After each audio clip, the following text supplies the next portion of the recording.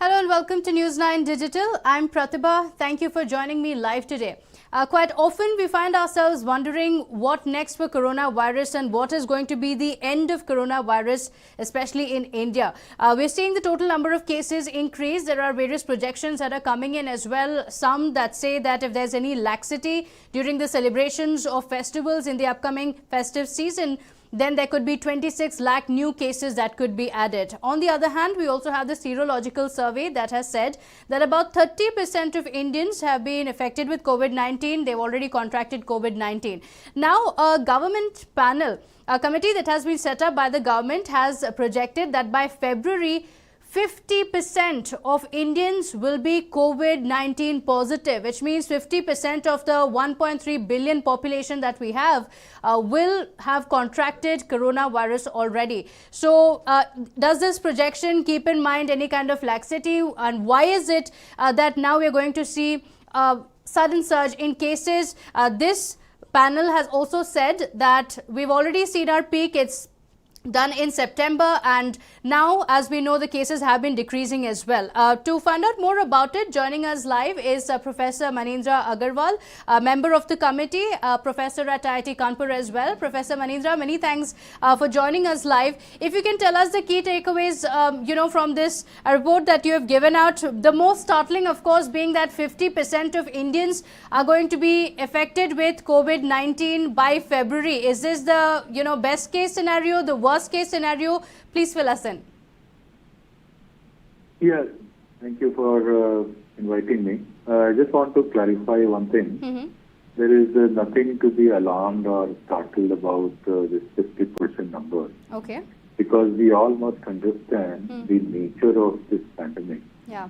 A very large fraction of people who contract this disease do not, or at best they exhibit some very minor symptoms like cough, mild cough and cold, and that they get cured without requiring any medicinal help. Okay. Given that, it is very natural that when any such case occurs, since it will not get detected, the person who contracts it will probably pass it on to a few other persons, and who again in turn will contract it and continue passing it on. So in this fashion, the pandemic has been spreading in the country. Sort of, there is one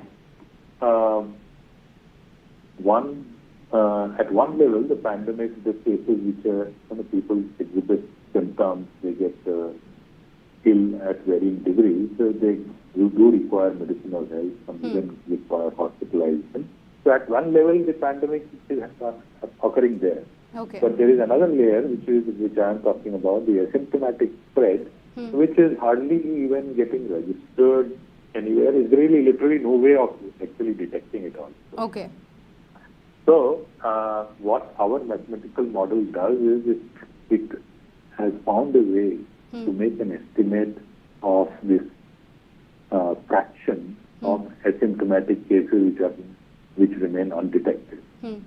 And according to this mathematical model, as of today, more than 30% of the population already has antibodies in them. Okay. That means they contracted the disease and they got cured without not requiring any particular intervention. So it is in that sense we are saying that this of course will continue spreading, and by February we estimate that 50% of the population will have gone through this cycle. Okay. So that number, although it appears that a very large number will get pandemic COVID, and it will, but as you know, the image that occurs in the mind is that it will cause tremendous in discomfort. The answer to that is no. Okay. It is only the ones that are symptomatic and require medicinal intervention that we need to be concerned about, and that, as per our model, that number by February next year is projected to be a little more than 1 crore. That number today is about, I would say, around 70 odd lakhs. Okay. Okay. Also, Professor, talking about the peak in India, you also said that the peak in India is already over. And this is something we've seen over the last few weeks as well.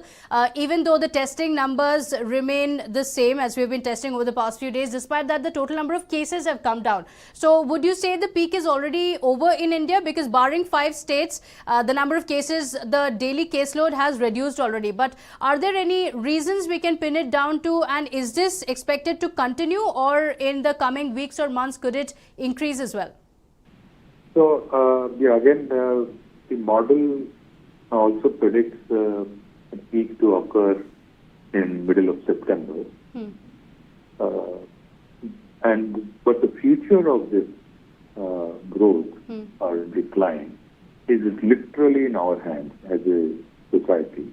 Okay. If we continue maintaining personal protection measures for ourselves and our family, which includes disinfection, mask protection, then maintaining the social distances as much as possible, not coming or being there in a very large gathering of people. So these measures continue to be followed. Okay. Then the course of this pandemic will continue reducing, and by February, as our model predicts, the number will have become quite reasonably low.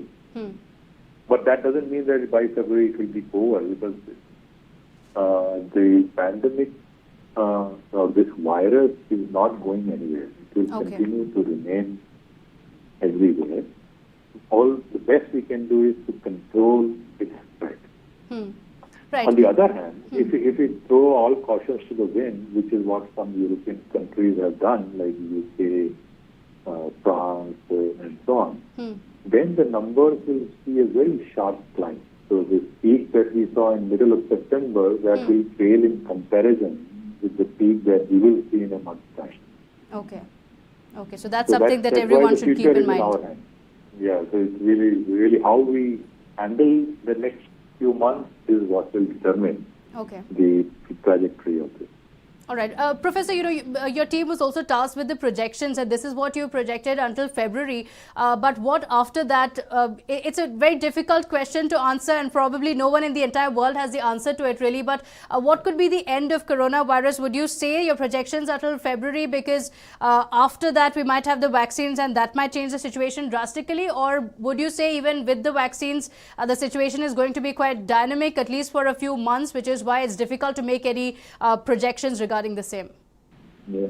So we can continue running the model beyond February also, but we all must keep in mind that as we go further into the future, there are so many other factors, like you mentioned, the possible introduction of vaccines.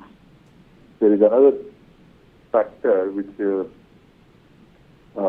right now nobody has a very good estimate, but those who have been infected and got antibodies in them, there is a possibility, and that's a reasonable possibility, that those antibodies will wear off, and then they can possibly get reinfected also, just like it happens with the normal flu. Yes. So if that happens, and since we do not know as yet how much time do the antibodies last in a human's body on average, it's very hard to make predictions for it. And further we go into the future, the more uncertainties come in. So that's why we stopped in February. And as you are very right, that so predicting too far into the future is not really very useful, because so many unknown factors. Okay. Okay, all right. Well, Professor Agarwal, many thanks for joining us. Kudos to your team as well for putting the efforts and making the projections that help us understand it better of what the situation will be like in the future. This government mandated panel has spoken of 50% of Indians being affected by February. While it might sound very alarming, like the professor just said, 30% of Indians have already been affected, and it might not be people who might have a very severe condition, but it could be several people who have already been affected with coronavirus coronavirus who have tested positive for it but were perhaps not aware of it. There are several people who already have the antibodies, as have been proven in the sero surveys that have been conducted across the country in several places as well. But of course, this particular projection does not take into consideration any laxity that we might put in, whether it's during the festive season or even otherwise in general, because restrictions have been eased across the country. So that's something we need to be careful about. 50% itself sounds extremely startling, but the numbers could be much more. And that's the reason why we need to continue being careful until the vaccines come in, and perhaps a few months after that as well. Well, that's all I have for you today. Thank you so much for watching me live. Let me know in the comment section as well what you think of what's going to happen in the coming months. I look forward to that. Please like, share and subscribe to News9 Digital. Thank you for watching. Take care.